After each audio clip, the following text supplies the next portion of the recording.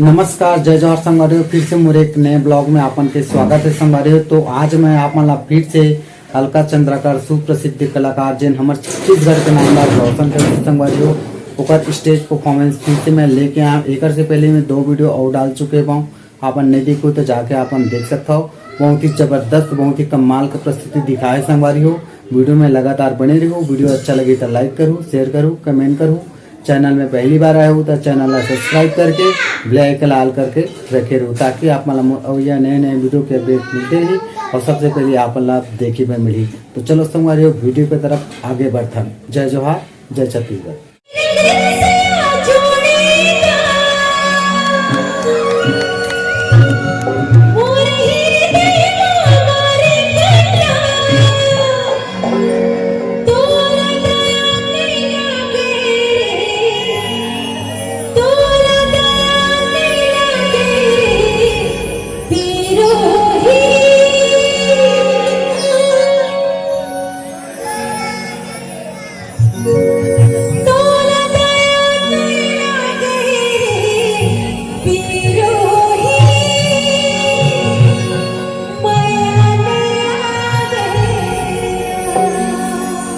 हो जाए ना, हो जाए। झूमे पर तैयार? जरा दोनों हाथ ऊपर करके ताली के साथ हो जाए क्या?